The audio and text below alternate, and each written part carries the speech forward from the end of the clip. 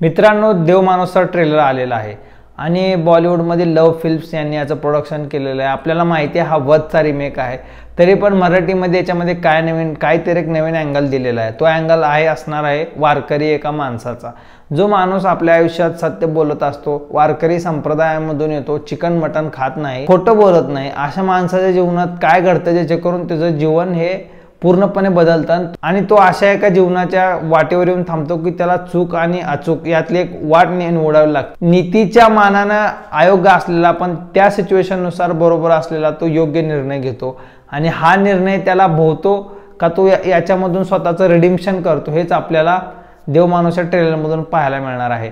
महेश मांजरेकर आणि केशव नावाची भूमिका केलेली आहे, जे की रिटायर्ड टीचर असतात आणि रेणुका शहा आणि मंजू त्यांच्या पत्नीच्या भूमिकेत असणार आहेत। सिद्धार्थ बोडके एक वसुलीवाला भाई आहे, त्याचप्रमाणे सुबोध भावे हे पोलीस ऑफिसरच्या भूमिकेत आहेत आणि अभिजित खांडेकर हे एका पॉलिटिशियनच्या भूमिकेत असतील अथवा एक बिझनेसमॅनच्या, आणि याच्यामध्ये एक नवीन अँगल बघायला मिळणार आहे हे निश्चितच आहे। चला तर फटाफट ट्रेलर बद्दल बोलूयात। या ट्रेलरची प्रोडक्शन व्हॅल्यू पाहिली मी तर जबरदस्त प्रोडक्शन व्हॅल्यू आहे। तुम्ही असं काय जे कलर पॅलेट वापरलेत वॉर्म टोन आहे आणि थोडे जरा डिम कलर पण आहे, जेणेकरून तो एम्प्टीनेस आहे महेश मांजरेकरांचा तो दाखवता येईल। चांगली स्टोरी असणार आहे। स्टोरी बद्दल बोलायचं तर जबरदस्त स्टोरी आहे, एक थ्रिलर म्हणू शकतो आपण। काहीतरी एका साध्या माणसाच्या आयुष्यामध्ये एक ट्रॅजेडी घडते आणि त्या ट्रॅजेडीमधून त्याला एक असा निर्णय घ्यावा लागतो की तो त्यानं कधीच घेतलेला नसतो आणि मराठीमध्ये जबरदस्त थ्रिलर चित्रपट येत आहे। चला फटाफट ट्रेलर विषयी बोलून घेऊ। तर प्रोडक्शन व्हॅल्यू याची दिसत आहे आपल्याला ट्रेलर मधून बघितल्यानंतर। जे स्टील्स आहेत ते जबरदस्त आहेत, लाईटचं काम चांगलं केलेलं आहे, सिनेमॅटोग्राफी जबरदस्त आहे, एडिटिंग पण जबरदस्त आहे। त्याचप्रमाणे याचे एक पांडुरंग हे गाणं पण सोनू निगमचं नुकतंच प्रदर्शित झालेलं आहे आणि त्याला चांगला प्रतिसाद मिळत आहे। ऍक्टिंग बद्दल बोलायचं झालं तर मल्टी स्टार कास्ट आहे। महेश मांजरेकर, सुबोध भावे, सिद्धार्थ बोडके आणि रेणुका शहाणे आणि अभिजित खांडेकर अशी जबरदस्त स्टार कास्ट आहे। जरी वधचा रिमेक असला तरी याच्यामध्ये एक मराठी ट्विस्ट याच्यामध्ये कुठतर डायरेक्टरने देण्याचा प्रयत्न केला आहे। तेजस हे डायरेक्टर आहे त्या चित्रपटाचे आणि 25 एप्रिलला हा चित्रपट आपल्या सर्वांचे भेटेल येत आहे।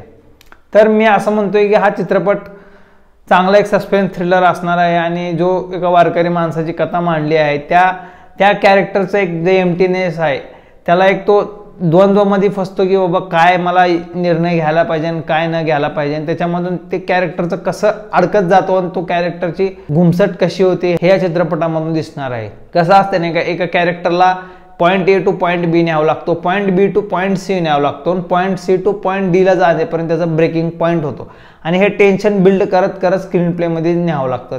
त्याचप्रमाणे महेश मांजरेकरचा असं कॅरेक्टर या ठिकाणी रचलेला आहे। तो या पॉईंटवर त्या पॉईंटवर जातो, थोडं टेन्शन वाढतं, परत तिथं जातो थोडं टेन्शन बिल्ड होतं, असं करून एका टाइमला तो फुटतो, म्हणजे त्याचा एक ब्रेक पॉईंट होतो। आणि ज्यावेळेस अशा स्टोरी येतात त्यावेळेस एक ऑडियन्सला एक पकडून ठेवते ही स्टोरी आणि व्यवस्थितपणे रचली गेली तर चांगलंच अटेन्शन ग्रॅब करत असते। त्याचप्रमाणे मंजू हे कॅरेक्टर रेणुका शहाणेचं आहे, ज्यांनी त्यांच्या पत्नीचं कॅरेक्टर केलं, सपोर्टिंग कॅरेक्टर असणार आहे ते। आणि हे जरी हे कॅरेक्टर असलं तरी ह्या कॅरेक्टरचे पण काही डिसिजन असतात जे महेश मांजरेकरांना स्टोरीला पुढे घेऊन जाण्यासाठी मदत करतात। सुबोध भावेचं जे कॅरेक्टर असणार आहे त्याचं कॅरेक्टर मला ग्रे कॅरेक्टर वाटते की जे काय योग्य आहे काय अयोग्य आहे ह्यामध्ये न अडकता तो त्याचं काम करत असतो आणि हे सुबोध भावेंचं कॅरेक्टर कोणाला आवडेल कोणाला आवडणारे नाही असं कॅरेक्टर आहे। आणि एक विशिष्ट म्हणजे जो वसुली बाईचं कॅरेक्टर आहे सिद्धार्थ बोडके घरी चालले ना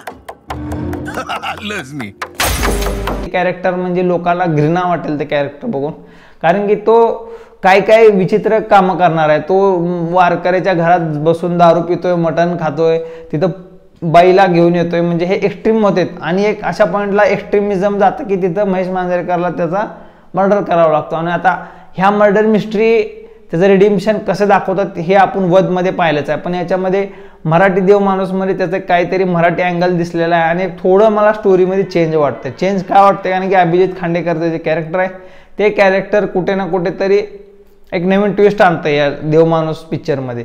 तर मित्रांनो 25 एप्रिलला आपल्या जवळच्या सिनेमागृहात हा चित्रपट येत आहे। सर्वांनी नक्की हा चित्रपट पाहावा, मी 100% रेकमेंड करेल। तर आजच्या व्हिडिओसाठी एवढंच। व्हिडिओ आवडला असेल तर लाईक करा, नवीन असाल तर चॅनलला सबस्क्राईब करा। भेटूयात पुढच्या व्हिडिओमध्ये। थँक्यू, धन्यवाद।